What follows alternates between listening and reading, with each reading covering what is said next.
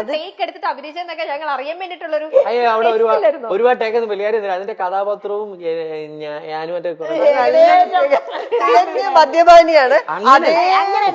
അതല്ല, ഞാൻ മദ്യം അങ്ങനെയല്ല കേട്ടാ. എന്തറിയാമോ, നാട്ടുമ്പുറത്തെ വീട്ടിലെ കല്യാണമാണ്. അപ്പൊ ഞങ്ങളുടെ ഇവിടെ എല്ലാ വീട്ടിലും കല്യാണ സമയത്ത് എല്ലാ സഹായം ചെയ്യുന്ന ഒരു പയ്യനുണ്ടാവും. അത് നമ്മളെ പ്രായത്തിലൊക്കെ ഉള്ള ആരെങ്കിലും രണ്ടെണ്ണം അടിച്ചിട്ടൊക്കെ ഉണ്ടാവും. അതുകൊണ്ട് ഇവരെയൊക്കെ ഞങ്ങൾ കണ്ടിട്ടുള്ള ആൾക്കാരൊക്കെ തന്നെ. അതുകൊണ്ട് ചെയ്ത ക്യാരക്ടറിൽ ബാത്റൂമിനകത്തിരുന്ന് കള്ളു കുടിക്കുന്നത് നീ അവിടെ ചെയ്തിട്ടുണ്ടോ? അത് എവിടെ ബാത്റൂമിനകത്തിരുന്ന് കള്ളു കുടിക്കാം? കള്ളുപിടിക്കാറുണ്ടല്ലോ. അപ്പൊ നിനക്ക് സമാധാനമായില്ല എന്നെ കള്ളുടിയനാക്കിയപ്പോ. ശരി ശരി, നമുക്ക് അതൊക്കെ വിടാം. നമുക്ക് വീണ്ടും ചക്കത്തിലേക്ക് വരാം. ഞങ്ങൾ 3 പേരും ഒരുമിച്ച് കൂടിയാൽ പെട്ടെന്ന് ഇമോഷണൽ ആകുന്ന ആൾ സൂരജാണ്. 3 പേര് ഒരുമിച്ച് കൂടി അല്ല ഇവളാണ്. എപ്പോഴും ഇമോഷണൽ അത്യാചാർ സുചിത്രയിലേക്കാണല്ലോ. സുചിത്ര എനിക്ക് ചെറിയ വാക്കുകൾ മതി ഇവരുടെ നമ്മൾ അറിയാതെ എന്തെങ്കിലും പറഞ്ഞു അതിലൊരു ചെറിയ വാക്കിൽ പിടിച്ച് ഞാൻ പോകും. ഇതിന് കട്ടിങ് ആണെന്ന് വേറെ ഉണ്ട്. ഇപ്പൊ ഞാനും ഇപ്പൊ ഈ അതായത് ഇവനും ഇവളും കാണല് കുറവാ.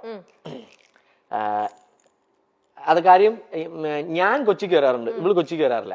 ഞാൻ ഇവനും കൊച്ചിയിൽ വെച്ച് കാണും. എന്തെങ്കിലും വർക്കോ ഷൂട്ടോ എന്തെങ്കിലും പരിപാടിക്ക് വരുമ്പോ കാണാറുണ്ട്. അപ്പൊ ഞങ്ങള് ഇപ്പൊ പരസ്പരം ഇവിടെ വെച്ച് കാണുമ്പോ കാണുന്ന ദിവസം ഞങ്ങള് ചിലപ്പോ ഭയങ്കരമായിട്ട് എൻജോയ് ചെയ്ത് നടക്കുമ്പോ ഇവള് അവിടെ ഇരുന്നിട്ട് ഞാനില്ലാതല്ലേ അല്ലേ ഇവളിരിക്കും. അപ്പൊ ഞാനില്ല, ഞാൻ കൊച്ചിക്ക് വളരെ വിരളിലെണ്ണാവുന്ന പ്രാവശ്യം വന്നിട്ടുള്ളൂ, മൊത്തത്തിൽ വന്നിട്ടുള്ളൂ. അപ്പൊ ഇവരെപ്പോഴും കൊച്ചിയില്ല. ഇവര് ഞാൻ നോക്കുമ്പോ ഇവരിങ്ങനെ കറങ്ങി കിടക്കും. അപ്പൊ ഈ സുഖിലെന്ന് പറഞ്ഞ് കൊണ്ടു നടന്നിട്ട് ഞാനില്ല അതില്.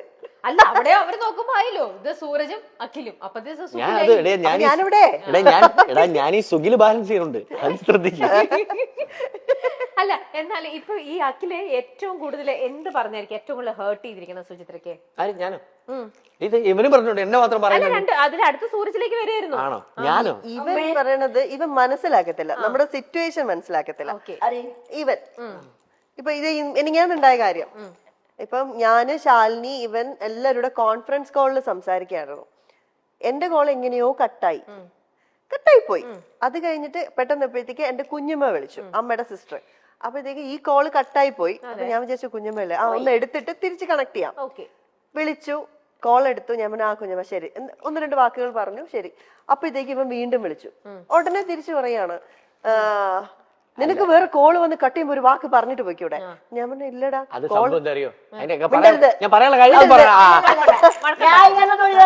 മിണ്ടരുത്. അപ്പൊ ഞാൻ പറഞ്ഞു എടാ ആ കോള് കട്ടായി പോയി. അപ്പോഴത്തേക്കും ഞാൻ നിങ്ങളെ വിളിക്കാൻ തുടങ്ങിയപ്പോഴത്തേക്കും എന്നെ കുഞ്ഞമ്മ വിളിച്ചു. അപ്പൊ അത് കുറച്ചു നേരം സംസാരിക്കുള്ളൂ. അതെന്താ ചോദിച്ചു, കട്ട് ചെയ്തിട്ട് ഞാൻ തിരിച്ചു വിളിക്കാൻ തുടങ്ങായിരുന്നു. അപ്പോഴത്തേക്കും നീ എന്നെ തിരിച്ചു വിളിച്ചു. മനസ്സിലാക്കാറില്ല. ഞാൻ പറഞ്ഞുതരാം. അതായത് അല്ലല്ല, ഇതൊരു സംഭവം ഞാന്, ശാലിനി, ഇവള് നമ്മൾ 3 പേരെ സംസാരിച്ചോണ്ടിരുന്ന. അപ്പം എന്തോ കാര്യം സംസാരിച്ചോണ്ടിരുന്നപ്പോ ശാലിനി ഇവളോട് എന്തോ സീരിയസ് ആയിട്ട് സംസാരിക്കുവാണ്. ഞാൻ ഇത് കേൾക്കുന്നുണ്ട്. ഞാൻ നോക്കുമ്പോഴേ ഇവിടെ കോളിലില്ല. അതാണ് ഞാൻ ഇവള് ശാലിനിയോട് സംസാരിക്കുക. അപ്പൊ ഞാൻ പറഞ്ഞു, അപ്പൊ ശാലിനി ചോദിച്ചു അഖി സുജി എവിടെ എന്ന് ചോദിച്ചു. ഞാൻ പറഞ്ഞു അവളില്ല കോളില്, എപ്പോഴോ പോയി. അപ്പൊ ഞാൻ വിളിച്ചിട്ട് പോകുമ്പോ കട്ട് ചെയ്ത് പോകുമ്പോ പറഞ്ഞിട്ട് പോട്ടെ, അവള് നിന്റെ അടുത്ത് എന്തൊക്കെയോ കാര്യങ്ങൾ അവിടെ കിടന്ന് പറയുന്നത് മോശമല്ലേ? ഇത്രയും ഞാൻ ചോദിച്ചോളൂ. അയ്യോ ഇതൊന്നും അല്ലായിരുന്നു, ഇങ്ങനെയൊന്നുമല്ല. ദൈവമേ, എന്റെ ഫോണിൽ റെക്കോർഡിംഗ് ഇല്ല, ഞാൻ എന്ത് ചെയ്യാൻ? ഇനിയിപ്പോ ഇവരുടെയൊക്കെ കള്ളത്തരങ്ങൾ പൊളിക്കണമെങ്കിൽ റെക്കോർഡിംഗ് നേരത്തെ അഭിനയിക്കാൻ പറഞ്ഞില്ലേ, ഇവളുടെ അടുത്ത് അഭിനയിക്കാൻ പറഞ്ഞില്ലേ ഈ ഇന്റർവ്യൂല് വരെ? എന്തിന്? എനിക്കിപ്പോ അത് സത്യത്തിൽ തോന്നുന്നു എനിക്ക് എന്തിന്റെ കേടായിരുന്നു എന്നുള്ളത്. അല്ല, ശരിക്കും അവ കാര്യം പറയുന്നത് മനസ്സിലാക്കത്തില്ല. ഇതായിരുന്നു സിറ്റുവേഷൻ, അല്ല ഞാനത് മനഃപൂർവ്വം ചെയ്തതാ. സൂരജിന്റെ കാര്യത്തിലേക്ക് വന്നാലോ? അവൻ പറയണത് എന്താന്ന് ഞങ്ങൾക്ക് മനസ്സിലാവാറില്ല, ഞങ്ങള് പറയുന്നത് എന്താന്ന് അവന് മനസ്സിലാവാറില്ല. ഈ മനസ്സിലാവാതെ വരുമ്പോൾ അടിയാണ് ഞങ്ങളുടെ ഇടയില്.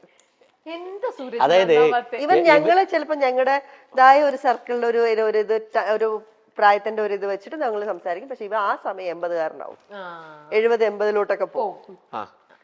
അപ്പൊ മനസ്സിലാക്കാൻ പറ്റില്ല. ചില സമയം നേരെ 10 വയസ്സിലോട്ട്. അതായത് നേരത്തെ ഈ ഒരു ഇരിപ്പിരുന്നില്ലേ, ആ ഇരിപ്പ് തന്നെ അവന്റെ ഒരു പ്രായവും കൂടെ അങ്ങ് ആ ഇരിപ്പിലൊന്ന് ആലോചിച്ച് നോക്കിയാൽ ചില പടത്തിലേക്ക് ഈ വിജയരാഘവനൊക്കെ സംസാരിക്കൂലേ വീട്ടിലെ കാരണവരായിട്ട് കാരണവരാവും സമയത്ത് നമ്മള് കാരണം കണ്ടോ ഇത് ഇത്രേ ഉള്ളൂ. ഇതാണ് സംഭവം.